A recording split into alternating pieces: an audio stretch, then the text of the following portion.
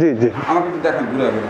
আচ্ছা, ধরেন যে লবণে পানি দিয়ে হ্যাঁ মিক্স করে আচ্ছা ইনশাল্লাহ একটু ফ্লোরে ছড়াই দিতে হয়। চাউলে পানিটা খাইয়া গেলে শুকায় গেলে পরে না, তখন আপনি ডাইরে দিতে হয়। আচ্ছা ডাইরে দিলে পরে ধরেন 20 মিনিট 25 মিনিট এর মধ্যেই আপনি ধরেন যে এটা হলো 100 কেজি ক্যাপাসিটির ডায়ার।